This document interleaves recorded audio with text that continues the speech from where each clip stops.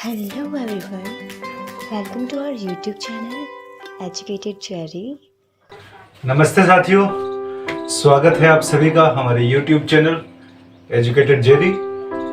Mathematics की कड़ी को आगे बढ़ाते हुए लास्ट वीडियो में हमने जाना था परिमेय संख्याओं के बारे में। इस वीडियो में हम जानेंगे अपरिमेय संख्याएं, अपरिमेय संख्याएं या फिर इरेशनल नंबर्स। क्या होता है इरेशनल नंबर्स? देखिए, परिमेय संख्याओं के आगे इसमें अगर शब्द की तरफ हम थोड़ा सा ध्यान दें तो शब्द में क्या है, परिमेय के आगे ए लगा हुआ है, ए प्लस परिमेय संख्या है। मतलब क्या हो गया कि वे संख्याएं जो परिमेय संख्या नहीं है। ठीक है, इट्स वेरी इजी। तो देखिए समझते हैं।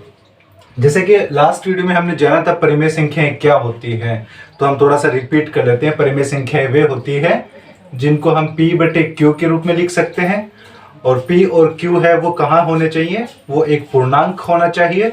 और तीसरा शर्त क्या था उसमें कि जो q की वैल्यू है यानी कि हर का मान जो है वो 0 नहीं होना चाहिए। वो एक डेफिनेशन हम कह सकते हैं परिमेय संख्याओं की। तो अपरिमेय संख्याओं की डेफिनेशन क्या बन जाएगी, देखिए कि अपरिमेय संख्याएं वे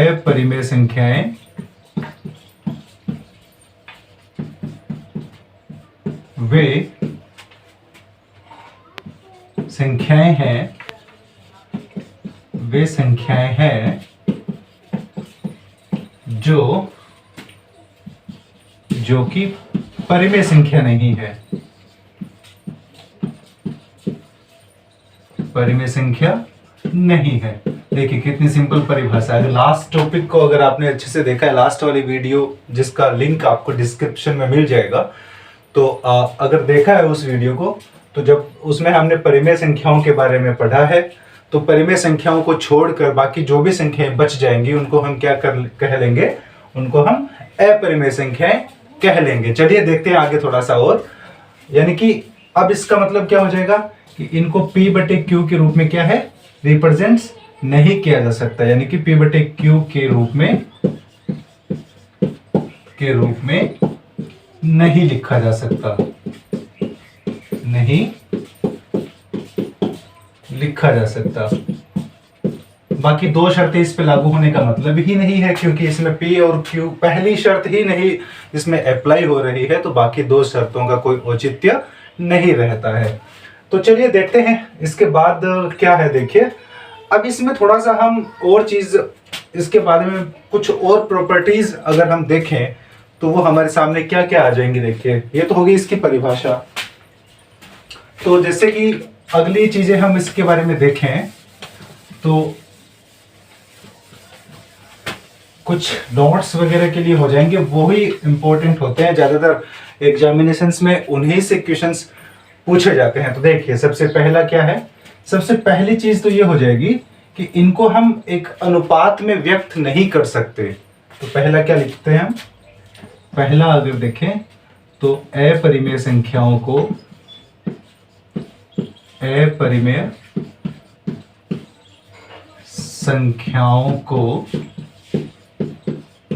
अनुपात में व्यक्त नहीं किया जा सकता, नहीं किया जा सकता है। क्या मतलब होता है, देखिए कुछ भी ऐसा डिफिकल्ट, कुछ भी ऐसी कठिन नहीं है इसमें। देखिए परिमेय संख्याएं जो है वो क्या होती है, p बटे q के रूप में, मतलब 1/2/3। इसको हम अगर दूसरा फॉर्म अगर इसको देखें तो ये बेसिकली है क्या, ये बेसिकली 2:3 है। यानी कि दो संख्याओं की आपस में परस्पर तुलना है। ठीक है, अनुपात क्या होता है, दो राशियों का परस्पर तुलना, आपस में तुलना करना क्या कहलाता है, अनुपात कहलाता है। तो अब जैसे कि p 2/3 है, इसका मतलब क्या होता है कि 2 का 3 से अनुपात।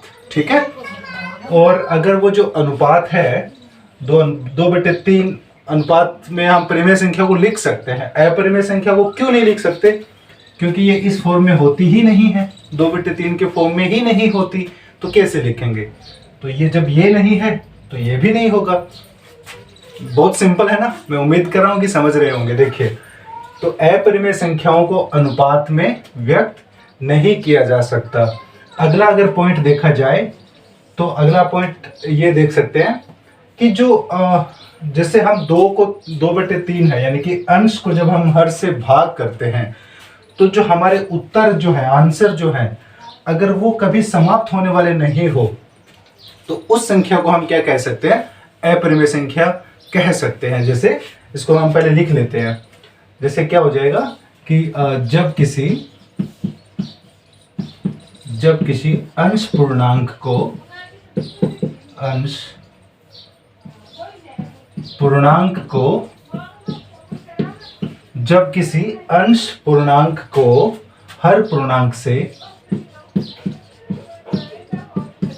हर पूर्णांक से विभाजित किया जाता है या भाग दिया जाता है, विभाजित किया जाता है। एक की बात है, अगर विभाजित आ जाए तो डरना नहीं है। विभाजन का मतलब क्या हो जाएगा? भाग करना, टुकड़े करना।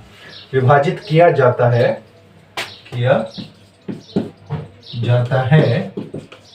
तो हल जो है, इसका आंसर जो है, हल जो है न समाप्त होने वाला, हल जो है वो न समाप्त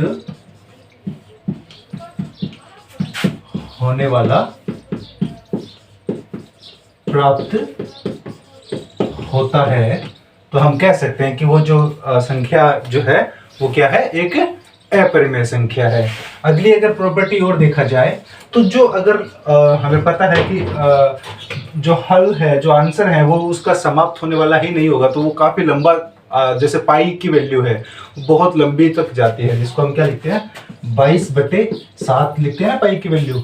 तो इसके बराबर कुछ ऐसे एक पर्टिकुलर एक पार्ट जो है, भाग जो है, वो लास्ट तक जाता है। लेकिन एक खास बात क्या रहती है इसमें? एक खास बात यह है कि जो प्राप्त हल बार बार रिपीट नहीं होते, क्योंकि इसके जो प्राप्त हल है वो बार बार क्या है? रिपीट नहीं होते हैं। ठीक है, तो ये 3 चीजें इसके बारे में और हम कह सकते हैं। और अगर इसका एग्जाम्पल देखें, प्राप्त हल बार बार रिपीट नहीं होते, तो इसका एग्जाम्पल मैं तो 3-4 चीजों के रूप में देना चाहूंगा आप लोगों के सामने। तो मैं थोड़ा सा पहले क्लियर कर लेता हूं। देखिए, यानी कि कौन कौन सी संख्याएं हैं जिनको हम अपरिमेय संख्याओं में हम काउंट कर सकते हैं। हमारे अभी तक की जो परिभाषा और इन सब चीजों से हम करने की कोशिश करते हैं। चलिए देखिए, सबसे पहला अगर एग्जाम्पल लूं तो मैं एक तो वैल्यू सबसे पहले मैं पाई को लूंगा। सबसे बड़ा एग्जाम्पल क्या है? सबसे अच्छा और प्यारा सा एग्जाम्पल हो जाएगा पाई के बाद में दूसरा एग्जाम्पल दे जैसे तो √2 हो गया, √3 हो गया। इस टाइप की संख्याएं जो है √7 हो गया। ये संख्याएं क्या है? अपरिमेय संख्याओं के एग्जाम्पल है। एक होता है यूलर नंबर,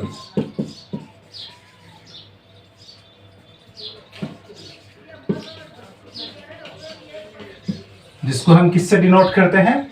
जिसको हम स्मॉल ई से डिनोट करते हैं। एक ये भी है, इसकी वैल्यू भी हम देखेंगे थोड़ी देर बाद। एक हो जाएगा अपना गोल्डन रेशियो बोलते हैं, एक गोल्डन रेशियो। इसको भी क्या कर सकते हैं? इसको भी हम अपरिमेय संख्याओं में इंक्लूड करते हैं। इसको किससे रिप्रेजेंट किया जाता है? तो इसको इस साइन से रिप्रेजेंट किया जाता है। तो ये हो गए परिमेय संख्याओं के कुछ उदाहरण। तो साथ में ही हम क्या करेंगे कि पाई का ये यूलर नंबर और ये जो गोल्डन रेशियो है, इनका मान भी थोड़ा सा हम देख लेते हैं। तो पाई की वैल्यू आप सभी को ध्यान होगा कि 3.14, इतना तो हम सभी को ध्यान है। थोड़ा सा और आगे देख लेते हैं तो 15926, 3.145, 1415926 सो ऑन, ऐसे इस टाइप से पाई की वैल्यू आगे बढ़ती जाती है। दूसरी अगर यूलर नंबर की अगर हम देखें वैल्यू तो ये होती है 2.71 और 82818 सो ऑन। और इसी तरह से अगर गोल्डन रेशियो की वैल्यू देखी जाए तो गोल्डन रेशियो की वैल्यू होती है 1.618 03398 एंड सो ऑन। इस तरीके से हमारा जो पहला पार्ट है ये इसका कंप्लीट हो चुका है। चलिए देखते हैं इसके बारे में, कुछ और जानने की कोशिश करते हैं। अभी इसकी प्रॉपर्टीज हम जान लेते हैं। जो अपरिमेय संख्या इरेशनल नंबर हैं, इनकी प्रॉपर्टीज देखते हैं कुछ। तो सबसे पहले अगर मैं प्रॉपर्टीज में देखूं तो पहली प्रॉपर्टी हो जाएगी, देखिए हम क्या देख रहे हैं इसकी प्रॉपर्टीज, तो लिख लेता हूं थोड़ा सा प्रॉपर्टीज। तो पहली प्रॉपर्टी क्या हो जाएगी? पहली प्रॉपर्टी हो जाएगी कि अगर हम एक परिमेय संख्या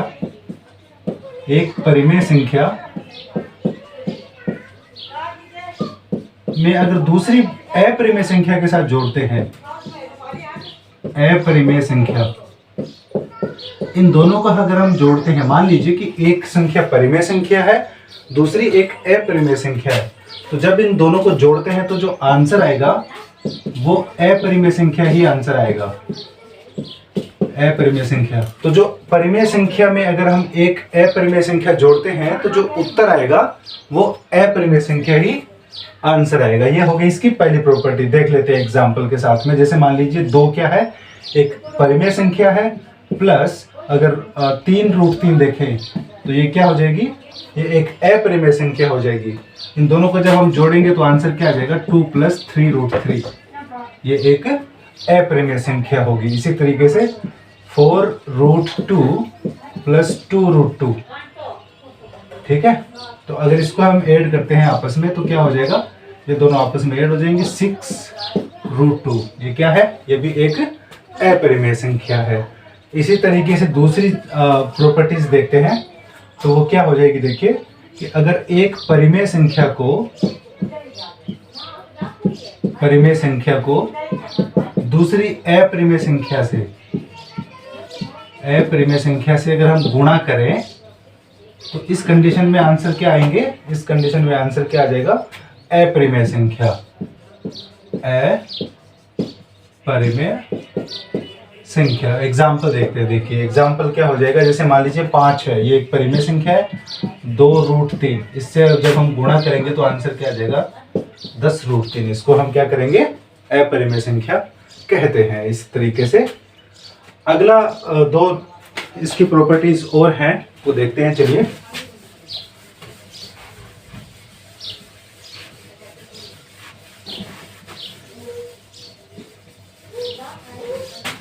तो अगली प्रॉपर्टीज देखने के लिए क्या हो जाएगा? देखिए यानी कि अगली क्या है कि अगर 2 अपरिमेय संख्याओं का हम अगर आपस में जोड़ें या गुणा करें, 2 अपरिमेय संख्या का योग व गुणन करने से परिमेय संख्या भी प्राप्त हो सकती है। परिमेय संख्या भी प्राप्त हो सकती है। यानी कि ये जरूरी नहीं कि अपरिमेय ही संख्या प्राप्त हो। जैसे परिमेय संख्याओं को जोड़ने पर परिमेय ही संख्या प्राप्त होगी, वो कंपलसरी, लेकिन इसमें ये कंपलसरी नहीं है कि 2 अपरिमेय संख्याओं को जोड़ने पर हमें अपरिमेय संख्या ही प्राप्त हो सकता है, परिमेय संख्या भी प्राप्त हो सकती है। देखिए एक एग्जांपल के साथ में, जैसे मान लो √2 × √2 करें तो आंसर क्या आएगा? 4। ये अपरिमेय संख्या। तो 4 जो है वो क्या हो जाएगा? यहाँ पे 2 आएगा, वो क्या हो जाएगा? एक परिमेय संख्या होगी। इसी तरीके से बहुत सारे एग्जाम्पल लिख सकते हैं आप। 2√7 × 4√7, इन दोनों को करेंगे तो क्या हो जाएगा? इसको हो जाएगा आंसर 56। कैसे हुआ वो आप थोड़ा सा देख के बताइएगा, सोल्व करके बताइएगा। हम तो चलिए आगे सोल्व करेंगे ही। इसी तरह देखिए अगला, अगर लास्ट इसका टॉपिक पॉइंट देखा जाए तो क्या हो जाएगा कि 2 अपरिमेय संख्याओं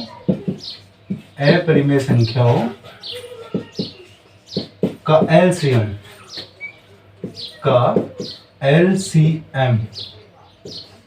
2 अपरिमेय संख्याओं का LCM हो भी सकता है और नहीं भी हो सकता। हो सकता है। यानी कि एलसीएम निकालते हैं ना, तो इसको हम थोड़ा सा आगे एलसीएम जब पढ़ेंगे तो उसमें हम समझ लेंगे। और लास्ट और एक इम्पोर्टेंट चीज कि जो रूट 1 है, रूट एक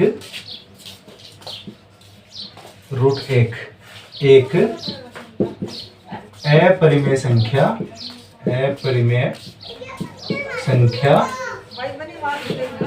नहीं है।